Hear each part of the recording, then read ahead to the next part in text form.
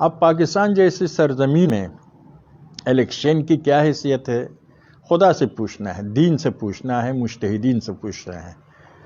عصر خدا سے پوچھنے کے لیے قرآن، اور پیغمبر و آل پیغمبر سے پوچھنے کے لیے سنت، اور قرآن و سنت دونوں میں ماہر مجتہدین۔ اسی لیے مجتہدین کے بعد حجت ہے۔ مجتہدین نے پاکستان میں الیکشن میں حصہ لینے کو صحیح قرار دیا ہے۔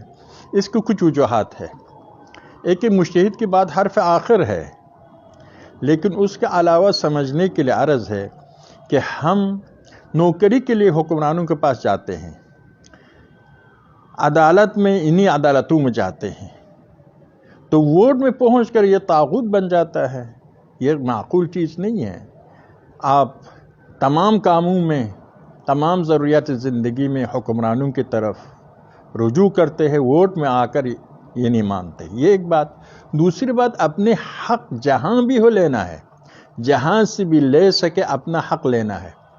اپنے حق لینے کے لیے اگر ہم ووٹ نہیں دیں گے، ہم اپنا حق نہیں لے سکتے ہیں۔ اپنا حق 100% نہ صحیح 10% بھی اگر لے سکتے ہیں تو لینا چاہیے۔ مظلوم بننا بھی جائز نہیں، ظالم بننا بھی جائز نہیں دین میں۔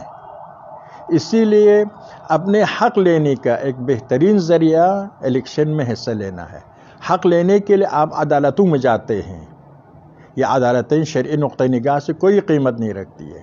حق لینے کے لیے عدالتوں میں جاتے ہیں، حکمرانوں کے پاس جاتے ہیں، تو حق لینے کے لیے اسمبلی میں اپنا نمائندہ بھیجتے ہیں اپنی حقوق حاصل کرنے کے لیے۔ ہمیں اپنا حق، اپنا مال اگر ایک چور کے ہاتھ سے ملے تب بھی لینا ہے، ظالم کے ہاتھ سے ملے تب بھی لینا ہے، پولیس کے ہاتھ سے ملے تب بھی لینا ہے۔ اسی لیے اپنے حق لینے کے لیے یہ راستہ اپنانا ہے۔ دوسرا یہ ہے کہ اسلام کی ایک اہم دلیل عقل ہے۔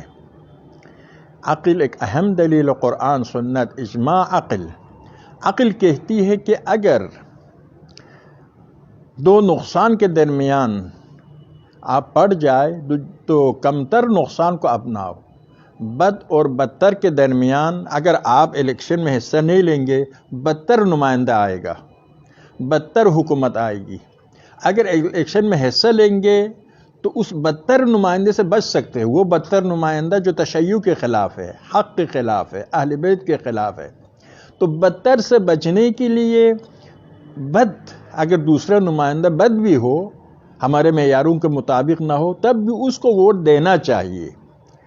ایک اپنے حقوق کے لیے، دوسرا یہ ہے کہ بدتر کو بگانے کے لیے۔ اسی لیے آپ دیکھتے ہیں کہ دشمنان اہل بیت ابھی میدان میں آ گئے ہیں۔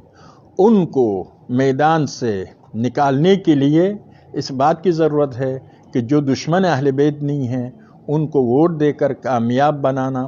خلاص یہ ہمارے شرعی وظیفہ ہے، اخلاقی وظیفہ ہے، دینی وظیفہ ہے، اور یہ طاغوت کے ساتھ حصہ لینے کا معنی ہی نہیں رکھتا ہے۔ یہ طاغوت، آپ اپنے تمام کاموں میں طاغوت کے پاس جاتے ہیں، خصوصاً عدالت میں شدت سے منع کیا ہے ہماری احادیث میں، اس میں بھی آپ جاتے ہیں۔